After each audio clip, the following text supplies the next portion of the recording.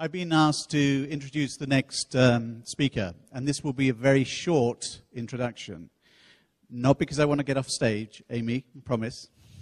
It is because I want to listen to the speaker. He is an amazing man. He has done amazing things in his life, and he shares them so well. He's a master storyteller. And to show the commitment that he has done, he's the national director of China, Taiwan, and Hong Kong. But the commitment that he has shown to other people and their success is that he has taken his family, his young family, to China, and he is now a resident of China, fully committed to their success. People he doesn't even know, and communities he cannot even touch yet, will make a difference to those people. It is an amazing commitment to the success of this organization and the people of China. I'd like to introduce Andrew Hall.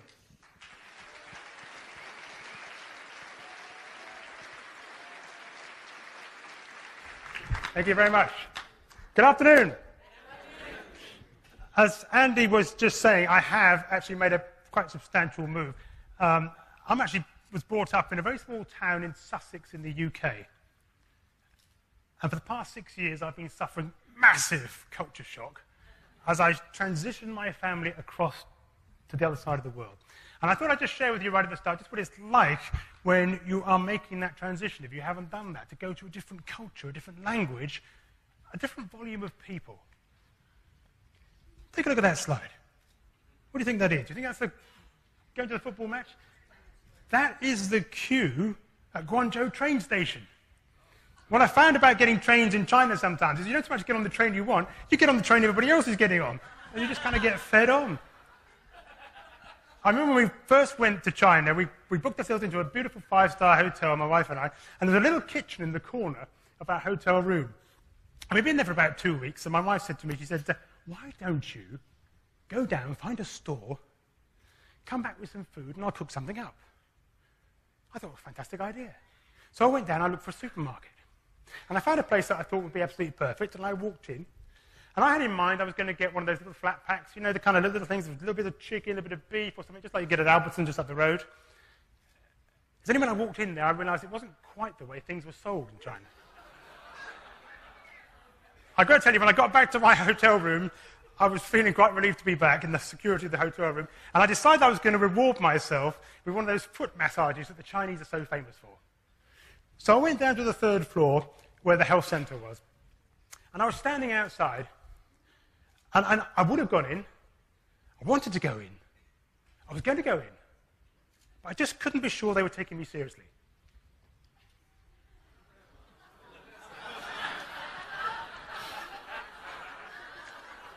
I've got to tell you,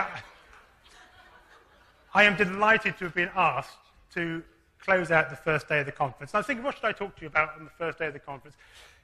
And I thought, if it's all right with you, I'd talk about success. In particular, what is it that leads ordinary people to come to lead extraordinary lives? This is Li Xiaohui. He's a beggar in the city of Zhoushan in China. When he was 1 year old, Li Xiaohui had an accident. It left him paralyzed from the waist down. A burden to his family. From the age of 10, he's been homeless on the streets. Now, begging in China is a tough business. It's a hand-to-mouth business. If you're successful on the day, you eat. If you're unsuccessful, you go without. Now, as you probably remember, in 2008, there was a major catastrophe in China. Just outside the city of Chengdu, a massive earthquake. Overnight, 70,000 people were left dead, 400,000 were left injured, more than 1 million were left without a home. The response of the Chinese government was massive, decisive, and immediate. And as part of their response, what they did was they set up collection lines in every city and major town so that people could make their contribution. Li Xiaohui joined his local queue. But when he got to the front of the queue, the organizers looked at him and said, you're in the wrong queue, mate. This is not for takers. This is for givers. Li Xiaohui said, I haven't come to take. He said, I haven't eaten for 10 days. But I have been begging, and I'd like to give you what I've collected. The next day, Li Xiaohui went back to his life as a beggar, but the impact of what he did not end there. When people heard about this man who'd gone without food so that he could give to others, People who never would have given found themselves joining the queue. People who would have given just a little bit were shamed into giving quite a lot more. Li Xiaohui gave $15 that day, but the impact of what he did caused tens of thousands of others to give millions more. When I first heard that story, it got me wondering, what is it that drives individuals to step up and do the extraordinary while the rest of the world sits quietly in the pack? And the more I thought about it, the more I realized the answer lies in our conditioning. That stream of events and influences that hit us at our earliest age that made us who we are today and set in stone how we see our place in the world. Consider this. You're on a plane.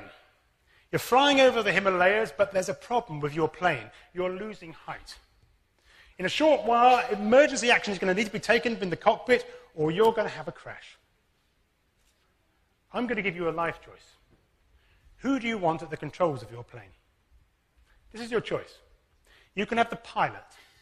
30 years experience, seen it all, done it all, should be able to cope with any eventuality. Or you can have the co-pilot. 3 years qualified in all the latest techniques, should be able to cope with any eventuality. Your life depends on it. Which one would you like? Hands up if you want the co-pilot. Yeah, not too many. Okay, hands up who wants the pilot. Yeah, a few more. Hands up who thinks this is a trick question. Probably best not to answer it. Okay. Well, if you want to live, you want the co-pilot. But probably not for the reason that you're thinking, and this is why. There's been a dramatic reduction in air accidents in recent years. And the reason for that was a study that was done of every air accident where pilot error had been the cause. And what the investigators found was that in most cases, it was the pilot, the proper, fully qualified, fully experienced pilot, who was at the controls during these accidents. It was particularly surprising because co-pilots were quite good at near misses. They were quite good at near misses, but somehow their near misses never ended up as fatalities. What was going on? What was going on was conditioning. You see, when the co-pilot made a mistake, the pilot immediately stepped in. He stepped in, seized control of the plane, and guided it back to safety.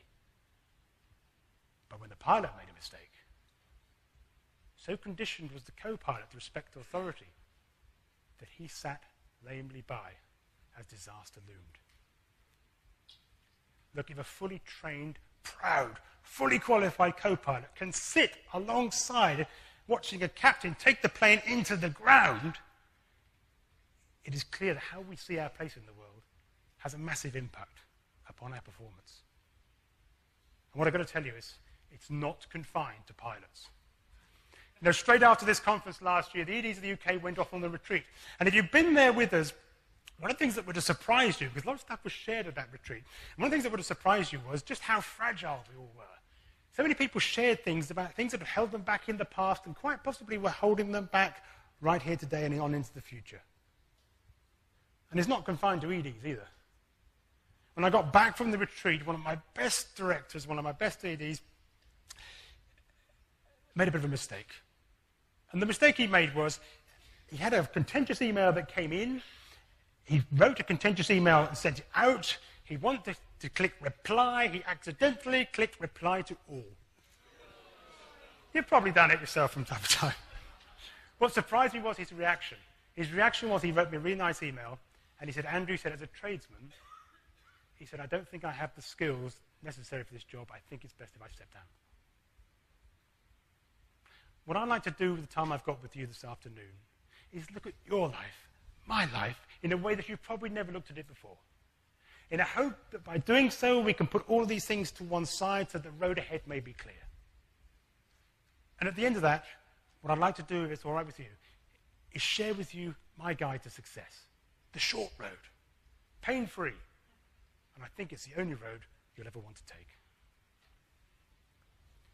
You know, if you look at the most successful people in the world today, these people have gone way beyond role models for our children. These people are now icons. We've lifted them up on a pedestal so high that we feel comfortable that we could never do what they do. We reinforce that with the concept of talent. They've been granted a gift that's given so rarely and so special that It's only right that we don't move in their circles.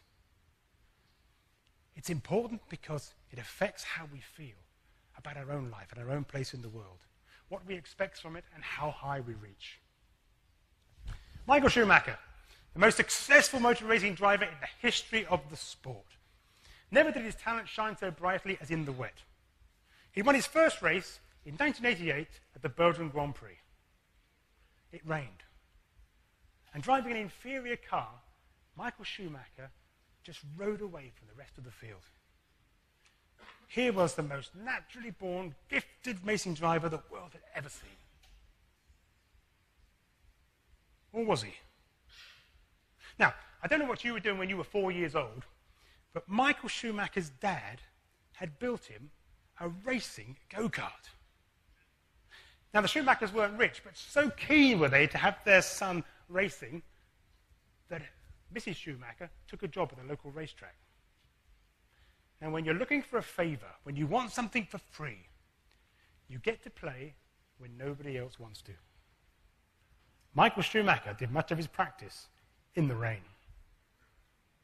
You know, if you look at any of our successful people today, what you more or less will find every time is that running behind it is a unique opportunity which is met with passionate application. A unique opportunity met with passionate application. Look at our sports stars of today, and primarily you find the impetus has come from their parents. Think of Tiger Woods, you think of his father. Think of Andy Murray, you think of his mother. Think of the Williams sisters, you think of their father. For those, it's their parents. For others, though, it's pure circumstance. Take a look at this guy. This is Ben Underwood. Well, good shot. Hard to think when you watch this guy in the prime of his life there, he's made a discovery that will impact thousands of people. He's leading an extraordinary life. Let me show you how. Can I just ask everybody, would you just close your eyes for a second? Amazing how conscious you feel when you're in a big room and you've got your eyes shut. Close your eyes for a second. Now, can I just ask you to imagine, with your eyes shut, that you were transported here onto the stage with me? And I ask you to imagine that standing on the stage here with your eyes closed, if I challenged you to step off the stage and find your way to the back and find your way across to the reception, could you do it? Do you think you'd get to the edge of the stage and fall off? Would you bump into the tables on the way? I think you probably would. Open your eyes. See, Ben Underwood, he's got his eyes closed all the time. He's completely blind. But that doesn't mean he can't see and he's not aware of his surroundings. What Ben does when he walks is he clicks. He gives off a click. And that click, the sound bounces off all the items around him, and Ben builds up an awareness of where he is and of what's around him. It allows him to play basketball and know where the hoop is. It allows him to ride his bike. It allows him to get around his house and around a stranger's house with no problem at all, no white stick, no dog. He can see, in a sense, though he's blind. Ben's living an extraordinary life, and it's because of circumstance. But wherever we are tempted to assign supernatural talent to ordinary people, it's worth having a look behind it. Circumstance is usually not far away. Steve Jobs died recently, and it got me looking at some of the most famous people in the software world, the people that have shaped and changed our lives over the last 40 years. Bill Gates is there, Eric Schmidt, boss of Novell, and then later on boss of Google. Down the bottom there is Bill Joy, probably the greatest software programmer of all time. This is the guy who founded Sun Microsystems. He rewrote the Java software. He wrote the Unix software. If you're running an Apple Mac,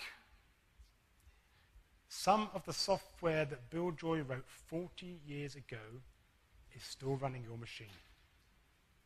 Some of the code that he wrote 40 years ago is still driving your machine today. Now, when I looked at these people, I thought, what is it that's made those? Is there anything behind it? Are they just pure natural talented geniuses? And what I found was the first requirement, if you want to be one of these people, is you had to be born in 1955.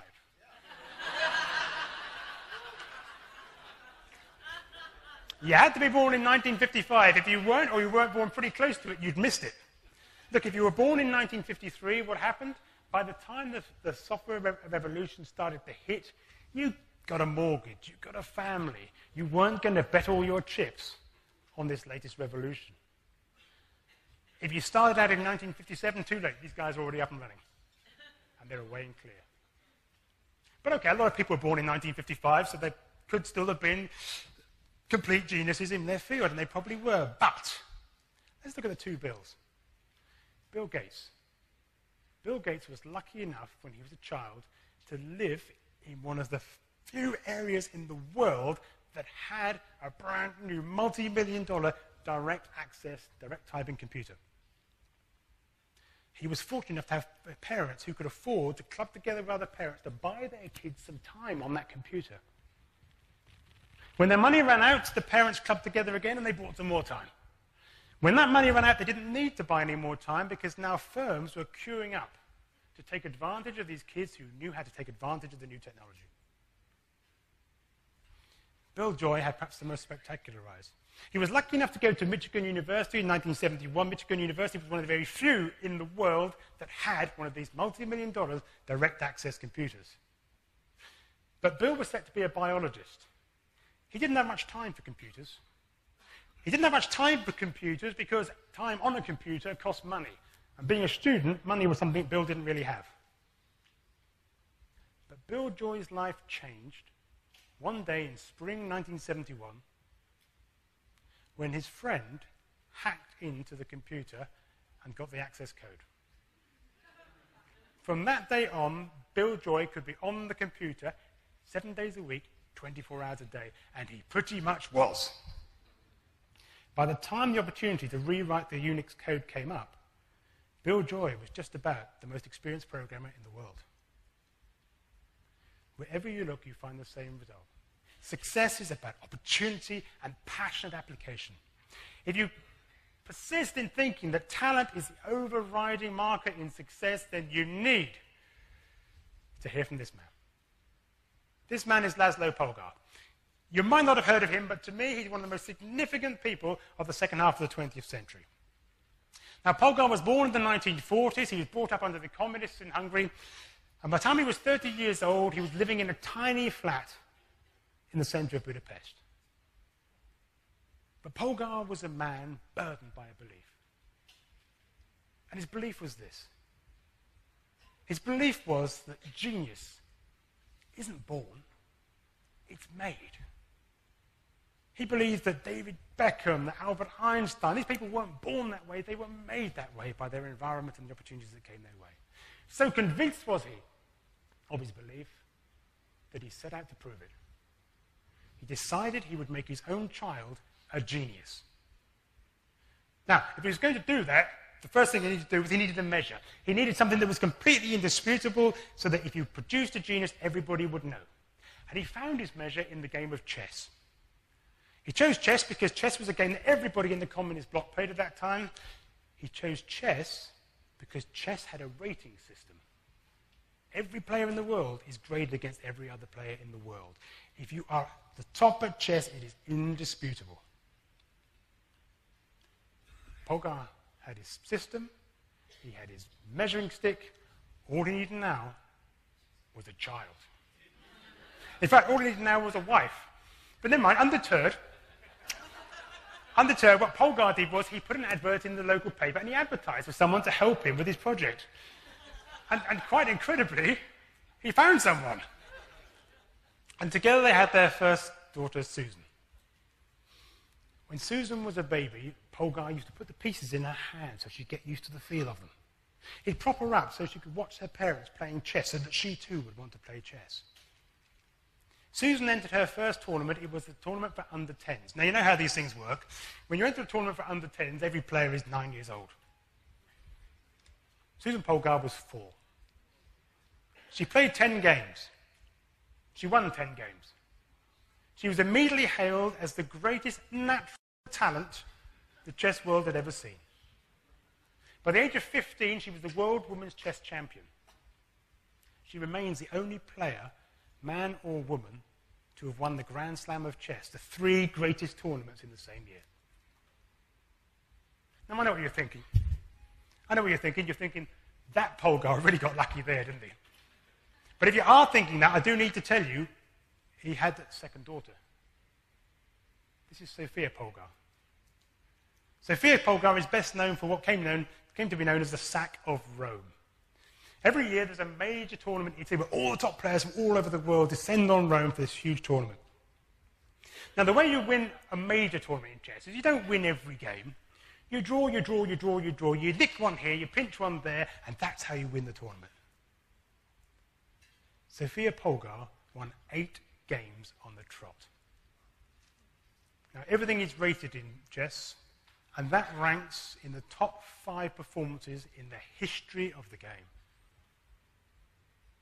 I know what you're thinking. Polgar got really lucky with those 2 daughters, didn't he? He had a third. Judith Polgar has dominated the ladies' game for the last 20 years. She's now rated as the best female player of all time. Listen, here's the point. If one man in a tiny flat in Budapest can produce the 3 greatest lady chess players of all time just because he decided to, imagine the potential that lay in every one of us in this room on the day we were born.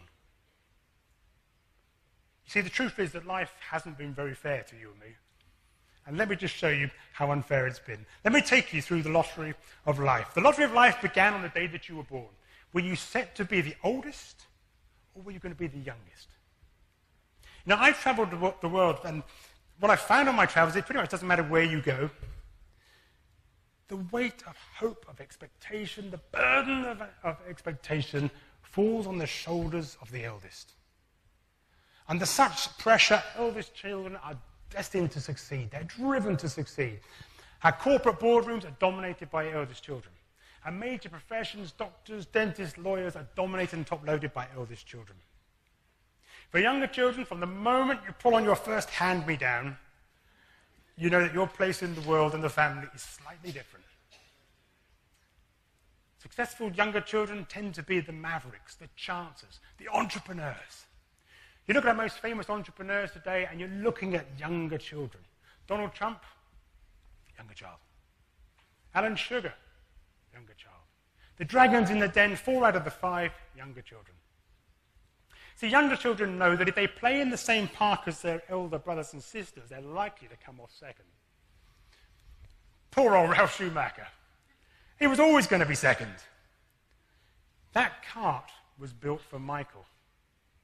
You know, the excitement in any race is out in the front. And 4 years in front was elder brother Michael. Now, if you got away with the younger brother, elder brother thing, you think you got away with that, okay, I've got to tell you your problems are only just starting. Let me take you on. If we're going to look a bit further on, we need to look at your stars. Bear with me on this. Okay, think of your star sign. Can I just ask, are there any Leos in the room? Leos, do you want to put your hands up? In fact, Leos, do you want to stand up just so I can see who's... Let me have a look. There are a smattering of Leos. By the way, if you're from a far-flung country, star signs are roughly, if you're born in August, you'll pretty much be a Leo. Fantastic, thank you. Can I just say how sorry I am? Would you all please just sit down? Are there any Librans in the room? Any Librans? Yeah, would you want to stand up? If you dare to stand up, you want to just stand? Look at you guys. I knew you guys would be here. I knew you'd be here. Life has been good for you. Okay, please take a seat. Okay, here's why. This guy is Roger Barnsley. He's a Canadian psychologist. He's an ice hockey fan.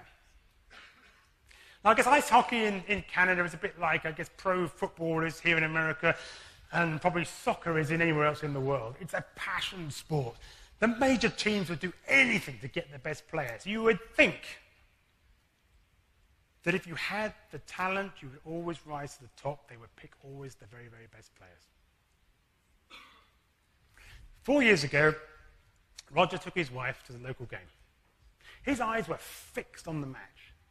Her eyes had drifted to the program. But it was the program that was about to reveal a dramatic discovery.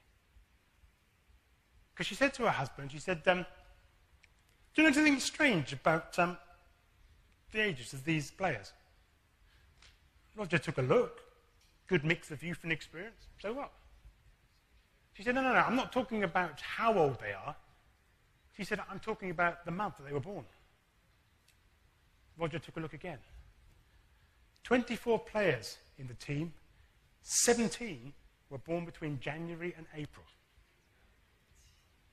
Just 3 were born between September and December. It's almost as if you were born in the second half of the year, you're somehow genetically incapable of hitting a small disc with a stick. What on earth was going on? When he got back to his office, Roger Barnsley did some research, and he pulled up the details of the entire Canadian League. And what he found was that 40% of the Canadian League were born in the first 3 months of the year. What was going on? Well, what was going on was that the scouts select people once a year. And the cut-off time and cut-off age when they look at you is December the 31st. What that means quite simply is if you're born on January the 1st, you will be showing your skills against people who could be up to 12 months younger than you. The scouts weren't picking the best players. They were picking the oldest and the biggest. Now, you might be thinking, well, I don't play ice hockey. What's that got to do with me? Well, if you went to school, and I think you did, this has got everything to do with you. Look, if that can happen when you're 10 years old, imagine what happened when you were 5 years old and you first went to school. Now, in the Western Hemisphere, the cut-off date, I think for most of us, is about 1st of September. If you were born after the 1st of September, if you were a Libran, you could be up to 12 months older than the poor Leo, who would be the youngest in the class. What does that mean? That means when you first went into your class, your teacher looked at you as a Libran and they picked you out. They picked you out because you seemed so much mature than the other children. Your understanding was so much greater. You knew about ABC, about 1, 2, 3 already. Christ, you've been on the planet 20% longer.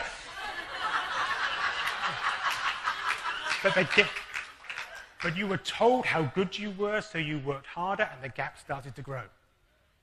When you hit the sports field, it was even worse. You were bigger, you were fitter, you were stronger, you were faster. And you were told how good you were. You were told you had talent. So you joined clubs and societies, you worked harder at it, and the gap started to grow. That's what it means to you. Let me tell you what it means to me. I'm a younger brother. I'm a Leo. I've been the youngest in every class I've ever been in.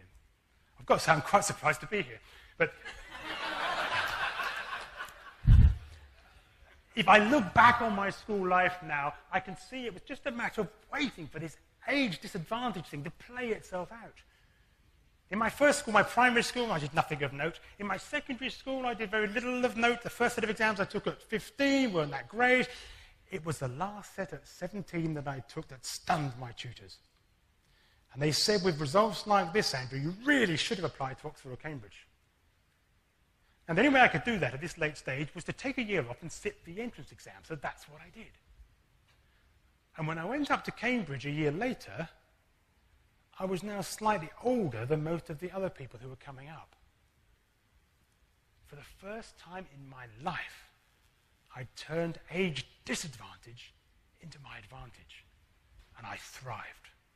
I thrived academically. I even thrived at sports. You know, I was ignored at sports for my entire school life, and suddenly I found myself fending off rowing crews who wanted me to row for them. Look, none of this matters to our sports starters today. They were set out on their road to success at the earliest age when their head was clear. But to you and me, who set out on our road after 20 years of random and false conditioning, how we see our place in the world can be everything. It can free us to seize every opportunity that comes our way. It can hold us back, certain that our place will always be somewhere in the pack. But what if we would put all that to one side?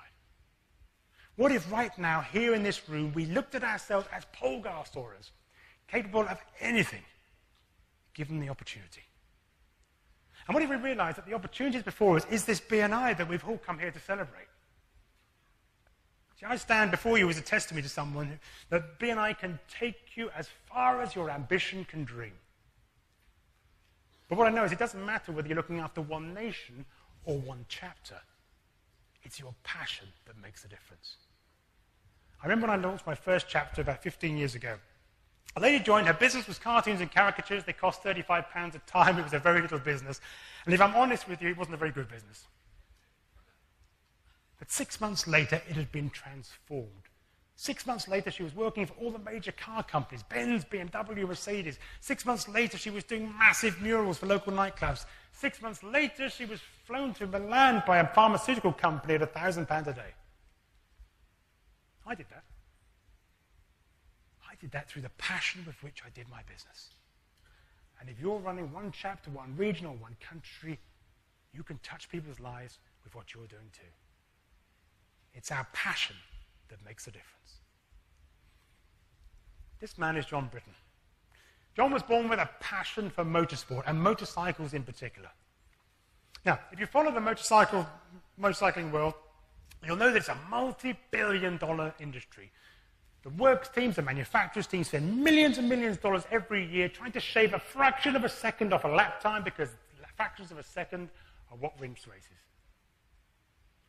Up against all of this, John Britton decided that he would build a racing bike in his garage next to his house. He took the design of a motor racing bike and he completely started from scratch. He threw out the chassis, which had been the foundation of every bike ever built. He decided he would bolt the suspension straight onto the engine to increase rigidity and cut down the weight. With revolutionary ideas like this, there was no place for standard parts. John, in his garage by his house, was manufacturing an engine and the parts to go with it for his bike. Now, if you and I did that, and we managed to put a bike together, I think we'd be quite happy if we made it to the shops and back. But John Britton's bike wasn't destined for the shops. John Britton's bike was destined for the track. And when it hit the track in 1991, the motorcycling world looked on in awe. For here was the fastest bike of its type in the world. John Britton was driven by his passion for what he did. I call this presentation The Short Road to Success, because I believe that when you're passionate about something, it drives you to take the shortest route. If you see a route to where you want to go, that's where you go. You take the shortest route. Very often, the longer routes look more attractive, and the less passionate you are, the more attractive they look. But they'll take you sideways, they'll take you this way, and they may not get you where you want to go. Passion leads you to take the shortest route. About 10 years ago, I came to this conference, and I've offered everybody in the room the chance to be in his next best-selling book. It was called Masters of Success. And I left the conference determined that I was going to be a contributing author to that book. The snag was, the remit was quite a tough one. What I was looking for was, he was looking for examples of people that had come through great difficulties in their life and risen up to great success. Who on earth could I pick? And when I got back to the UK, it was about 20 years after the Falklands War, and in every paper, on every news item, this man was on there. This is Simon Weston, the man who stood next to a bomb that dropped out of an Argentinian plane. It went straight through his ship by his feet. He was almost melted in the process.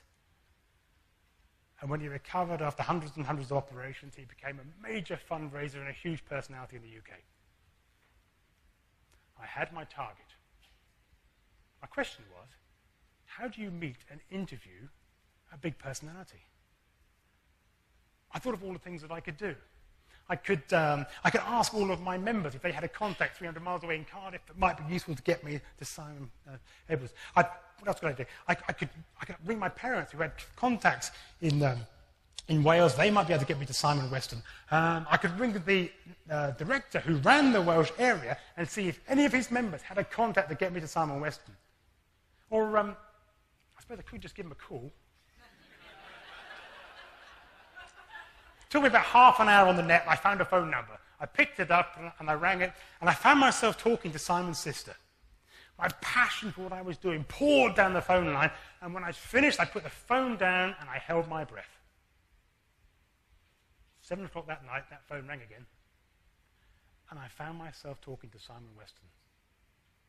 He was excited to be talking to the author who was going to put him into a best-selling book. The short road to success. Let's just strip it down into some parts. First thing you need to do is to know exactly what you want. Can I just ask, anybody here set goals? Are we all goal setters? Yeah, we've got goals for how many chapters, average chapter size, all those various things. You've got goals for all that sort of thing? Yeah? Isn't it agony? Isn't it? Yeah? The trouble with goals is we're setting goals for things that aren't fully in our control. Sometimes if we hit them by chance, whoa, we celebrate. If we don't quite hit them, we quietly forget them. You know, I've got lots of chapters in the UK, 22 members, set the goal to be 45. 6 months later, 22 members. You might say it doesn't matter, setting the goal was the most important thing. But I know it does matter. Because if you ask me to reset a goal that I failed on, I'll invest a little bit less emotion into the second time around.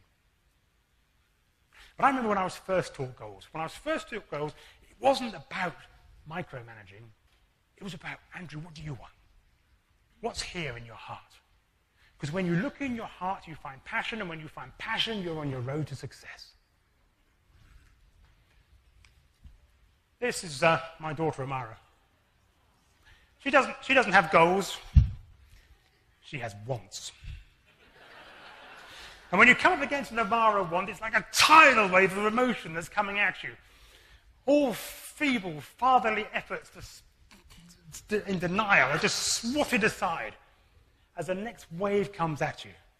Fathers in the room will know what I say and what I mean when I tell you that sometimes it feels easier to do what she wants so that she will leave you alone.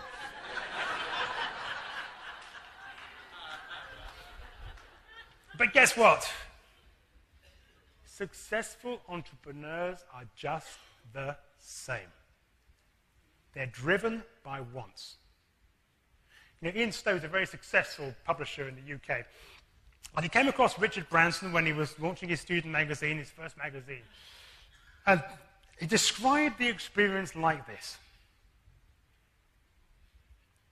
He said it felt easier to do what he wanted so that he would just leave you alone. Otherwise, he'd be back on your doorstep the next day, and the day after that. Look, if you don't have kids and you can't quite relate to that, let me give you something you will be able to relate to. Can I ask you just to think right back in time to when you were 14, 15, maybe 16 years of age. For the first time in your life, you fell in love. Was that a goal? Or was it a want? I think it was a want. It was an all-consuming, engulfing want and desire. Look, if the object of your desire was going to be somewhere, you engineered it so that you were there too. If the object of your desire was interest in a certain subject, suddenly you found that subject quite interesting yourself. You would change your look, you would change what you did, and along the way you were learning the most important lesson of all. Wanting is not enough. In life, you don't get what you want. You get what you do. You don't get what you want, you get what you do. Look, if you asked, you were in play, you were in the game. If you did nothing about it, you weren't even on the pitch. So when you've worked out what you want, the next thing you need to do is decide what you're going to do to get it. Decide what you're going to do to get it. Now, I think decisions are the most brilliant painkiller there is in business. Whenever I find myself in pain, whenever I find myself anxious and I feel a bit of anxiety, it's usually because there's a decision that needs to be taken that I haven't taken yet. When you know what you want, you need to decide exactly what you're going to do to get it. Let's take a look at a region. Let's take a look at Hong Kong. Hong Kong is a superb success story for BNI now. But it's worth thinking back just about 2.5 years ago when Hong Kong looked like most regions do when they first start. We had 10 chapters there. We had an average chapter size of 19. But one chapter took a decision. The largest chapter at that time wasn't 59 members. It wasn't 49. It wasn't 39. It was 29 members. And they took a decision. They were going to be the first platinum chapter in Hong Kong. I know it was a decision, not a goal, because some of the things that they did. The first thing they did was they set their platinum date. They set the date that they were going to be a platinum chapter. They set it and they shared it with their members every week. What that meant was, as the date approached, it wasn't like a goal that you could quietly drop. This was a decision that became a bigger and bigger burden. More effort was put into its achievement. They split the group into small parts so there was nowhere to hide. These groups had to meet outside of the meeting, and they ran through the Palms report to make sure their group was fully contributing to everything going on in the chapter. They took the entire chapter away for a power camp, and they're doing it every 6 months to focus on getting more business, more members into the chapter. With that kind of decision-taking, success is pretty assured. This is the result. They hit 50 with 3 weeks to spare. They ran straight through 50 and became a chapter of 60 members doing 180 referrals a week. Now, listen. Thank you for the businesses recorded in Hong Kong. And how much business are they doing? Let me tell you. Do you remember when you were young and you got your first calculator? You got your first calculator, this is what you did. You did 5 times 5 times 5 times 5, and the number got bigger and bigger and bigger. And in the end, when you've gone too far, you get that E on the left of the calculator. Do you remember that? Yeah? I pulled off a year's Palms report, summary Palms report, on BNI Connect for the energy chapter, and I got that E. That's how much business these people are doing. Its impact on the region, Stella, Stanley, and the team have taken it and they've put it into everything that they do, and Hong Kong now has an average chapter size of 37 members. It's a fantastic performance. Thank you.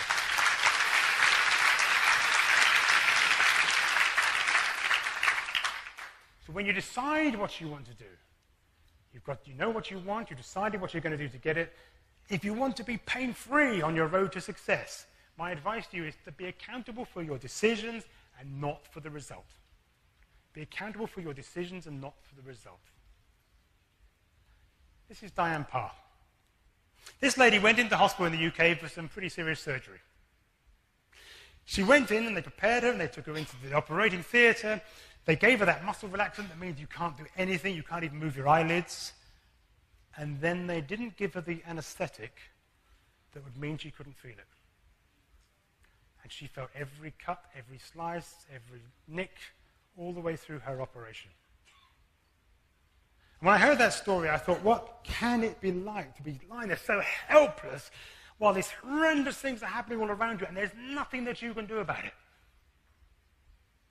And the more I thought about it, the more I thought, you know what, I know exactly what that's like. And I bet you do too. Anyone launching a chapter? Yeah? Let me take you. January 1999, I'm driving to the Brighton chapter. 2 weeks ago, we had no guests. I'd used up my last what to do, we have no guest speech. I knew I had no guests this week, and I'm praying the members are going to come through. I'm standing there at the sign-in desk watching the members come through. 20 to 7, quarter to 7, 10 to 7, 5 to 7. They're looking at me with that, we're losing confidence in you, mate, look in their eye. I'm looking at them with that, where's the guest, look in my eye. Look, the solution was a simple one. This was the solution I made. I took a decision. The decision I took was that every week I would ring just 8 people that I didn't know. Because I found when I rang 8 people, I got 3 or 4 guests, I got 1 or 2 members. And my chapters just flew from that moment on. And look, if ever it had turned up that I rang 8 people fresh and none of them had turned up, I wouldn't have beaten myself up because I would have known next week normal service will be resumed. Pain-free run to success. Know what you want. Decide what you're going to do to get it. And hold yourself accountable for your decisions, not the result. Now, I wanted to share my vision of the world with you to show you that how we got to where we are today has not been a straight race. I think it's important because how we feel affects our expectation, and our expectation in life can really hold you back.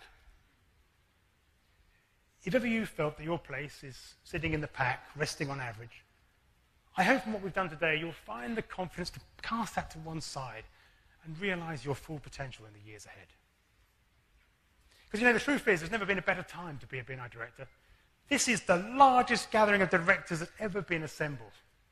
Sensational results that just a few years ago would have been unthinkable are now being produced by regions and nations on the four corners of the globe.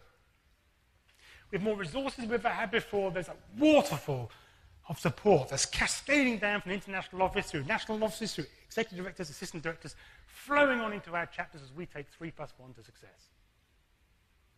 We succeed when, as ordinary people, we seize the opportunities that are before us and pursue them with passion. If we can recognize that the icons of today are no different to you and me, they're just ordinary people leading extraordinary lives. If we can see ourselves as Polgarsaurus, capable of anything, given the opportunity and the passion to see it through. And if we can put to one side the lottery of chances that life has thrown up that got us to where we are today, then we are truly ready to succeed. When we come to look back on our lives in 10, 20, 30 years' time, we don't want to be saying, I could have been somebody.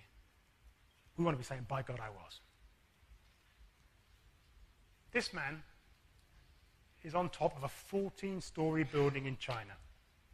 He's about to end his life. You know, China is moving forward at such a pace. There are no safety nets in China. If things go wrong, no one can save you but your family. This man had lost his business, he'd lost his family, his wife had left him, and now he's going to end his life.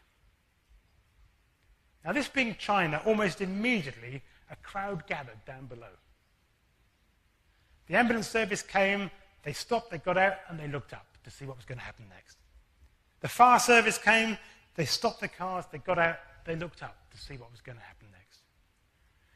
300 fit and able-bodied people stood and did nothing, even though the moment that man jumped, they would be left with an image that would haunt them for the rest of their lives. At the moment when the man climbed up onto the edge and prepared to take the final step of his life, one man came forward to try and save him.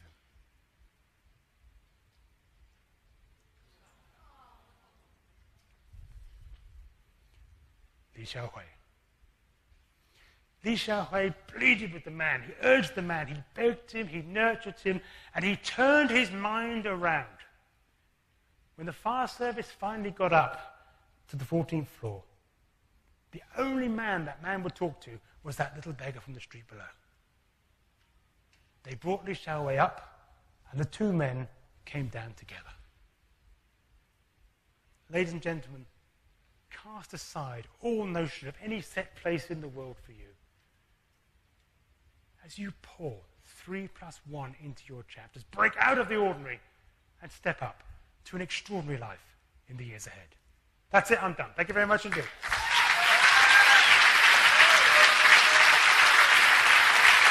Thank you.